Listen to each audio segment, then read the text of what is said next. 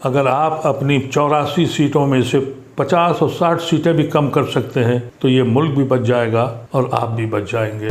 मेरा दीन भी कहता है कि जालिमों के हाथ रोको, तलवारों से अब नहीं रोक सकते, वोट से रोक सकते हैं। सारे इख्तलाफात छोड़ दीजिए, सारी जमातें छोड़ दीजिए, अशराफ व पासमानदा छोड़ दीजिए, सिर्फ एक फैसला कीजिए कि इस मुल्क के कानून को, इस मुल्क के आइन को बचा लीजिए।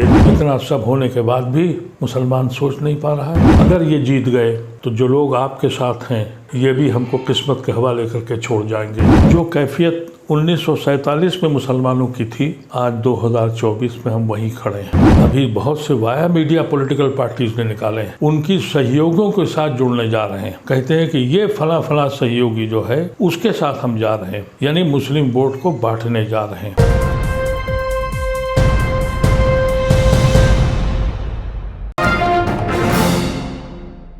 मेरे अजीज साथियों, आज मैं आपसे गुफ्तगू एक बहुत अहम मौजू पर करना चाहता हूँ।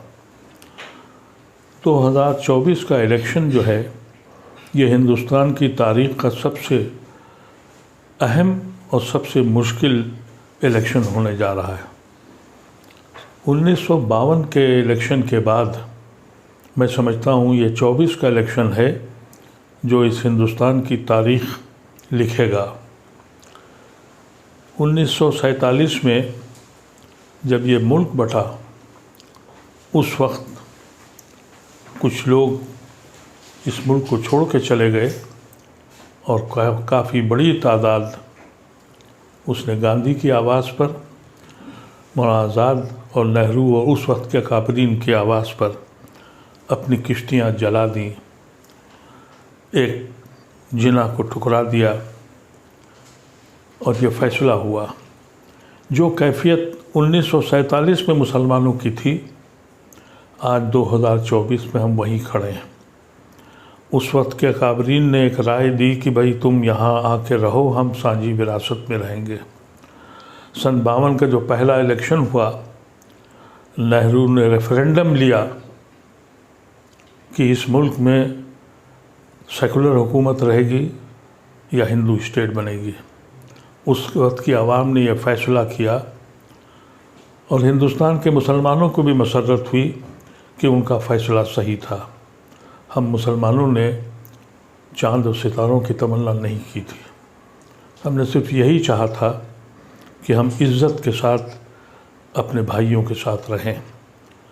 पिछले 10 साल से जो कुछ हो रहा है उससे इस मुल्क का किसान हो, मज़दूर हो और कारीगर हो, हर तबका फ़िक्रमंद और परेशान है। और बिलख़ुसूस मुसलमानों के लिए अब फ़ैसला करना है कि उनकी ज़िंदगी कैसे गुजरेगी।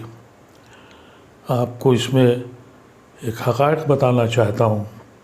हमारी बर्बादी के बायस में हम खुद शरीक हैं। अगर आप हिंदुस्तान के तज़िया करिए तो 84 पार्लियामेंट्री सीटें ऐसी हैं जहां मुसलमान जिता सकता है या हरा सकता है। उसमें से 72 सीटें बीजेपी के पास हैं। 80% स्ट्राइक रेट बीजेपी का मुस्लिम कॉन्स्टिट्यूंसीज़ में है। किसको इल्ज़ाम दें, कभी सोचा है आपने? उसके बाद दूसरी स्ट्राइक रेट बीजेपी की उन स्टेट सीटों पर है जो रिज़र्व सीटें हैं। तो आज भी एक तबका है गैर मुस्लिमों का जो आपके साथ खड़ा है। ये जो गठबंधन हुआ उसकी वजह से हमारे पास सिर्फ 2 ऑप्शन रह गए। एक ऑप्शन ये है कि अगर हमें इस मुल्क को बचाना है और इस मुल्क से हमारा ताल्लुक़ यहाँ के आइन और संविधान से है, एक तबका खड़ा हुआ है कि हम संविधान बना बचाएंगे और दूसरा तबका ये कहता है कि हम संविधान बदलेंगे। इसमें हमारा क्या रोल है, इसको सोचने की ज़रूरत है। आजकल तरह तरीक़े की चीज़ें आ रही हैं। मैंने देखा कि कुछ लोग, मुसलमान इतना परेशान हो चुका है कि उसे मालूम है कि उसकी दरगाहें, उसकी खानकाहें, उसकी मसाजिदें, उसके कब्रिस्तान रोज़ छीने जा रहे हैं। यहाँ तक कि कोर्ट अब ये भी कह रहा है कि आप मदरसा बंद कर दीजिए, सेकुलर मुल्क है और ये ऐसा सेकुलर मुल्क है जहाँ पार्लियामेंट का इफ्तिताह होता है तो हवन किया जाता है, यहाँ शिव मंदिर जितने हैं वहाँ पढ़ाई की जाती है। जब ये हालात हो जाएं फिर भी हम नहीं जाग रहे हैं। मैं आपसे गुजारिश करता हूँ कि अगर आप इस वक्त भी बहक गए, क्योंकि बहकने वाले लोग हैं, अभी बहुत से वाया मीडिया पॉलिटिकल पार्टीज़ ने निकाले हैं, उनकी सहयोगियों के साथ जुड़ने जा रहे हैं। कहते हैं कि ये फला सहयोगी जो है उसके साथ हम जा रहे हैं, यानी मुस्लिम वोट को बांटने जा रहे हैं। ये बात कब आपकी समझ में आएगी कि वो इलाके जहां आप जिता सकते हैं और हरा सकते हैं, और 4 जून को इस मुल्क का फ़ैसला होगा और आपके मुस्तकबिल का फ़ैसला होगा। मैं आपसे मुतब्बिनाना ख्वाहिश करता हूँ, सोचना शुरू कीजिए। कभी सोचिए आप कि हम गुनहगार हैं या नहीं हैं, हम कहाँ खड़े हैं। कभी हम इनके भाइयों की हैसियत से हिंदुस्तान में रहते थे, आज उसी दर पे गुनहगारों की तरह बैठे हैं। सुबह और शाम हमको ये बताना पड़ता है कि हम देशभक्त हैं, देशद्रोही नहीं हैं। इतना सब होने के बाद भी मुसलमान सोच नहीं पा रहा है। और कुछ लोग हैं जो कहते हैं कि हम पासमंदा हैं और फलाना अशराफ है। जाके देखिए उन अशराफ की कोठियों को और उनकी हवेलियों को, जो जिन खंडरात में अब कबूतर के बसेरे हो रहे हैं। ये कभी देखा आपने? हुकूकत यह है कि पूरी मुस्लिम कौम पासमानदा है। अल्लाह तबारक व तआला मेरी ज़बान में इतना असर दे कि आपको दिलों में हिला सके। मेरे पास वो ज़बान नहीं है, मेरे पास वो कलम नहीं है जो आपको सोचने के लिए मजबूर करे। अगर आपने इस बार भी यही किया, अगर आप 5 सीटें भी कम, वोट भी कम कर सकते हैं, तो यकीन कीजिए कि आप मिल्लत पर और हिंदुस्तान पर एहसान करने जा रहे हैं। हमारा ताल्लुक़ इस मुल्क में हिंदुस्तान से सिर्फ़ आइन के साथ है। अगर आइन छीन गया, और जो छीना जा रहा है और एलानिया कहा जा रहा है, फिर भी समझ में नहीं आ रहा है। फिर भी कुछ लोग कहते ये हैं कि फलाने का वोट है, फलाने का वोट है। इस वक्त हमारे पास सिर्फ 2 ही ऑप्शन हैं। एक ऑप्शन ये है कि हम उन लोगों के साथ जाएं जिन्होंने आइन को बचाने की कोशिश की है, और उन लोगों की मुखालफत करें जिन्होंने हमें धोखा दिया है और जिन्होंने अपने मकसद के तहत जाके एनडीए के साथ गए हैं। इन लोगों को ख़ास तौर से आप अंदाज़ा कर लें कि इनके ख़िलाफ़ आप मुत्तहिद हो जाएं। अगर आप अपनी 84 सीटों में से 50 और 60 सीटें भी कम कर सकते हैं, तो ये मुल्क भी बच जाएगा और आप भी बच जाएंगे। अगर आपकी बात मेरी समझ में आ जाए तो खुदारा अपने साथियों से कहिए, उन तक पैगाम पहुँचाइए। यकीन कीजिए कि अगर आपने 5 वोट भी कम कर दिए तो ये कार खैर है, ये हमारा मुल्क बच जाएगा।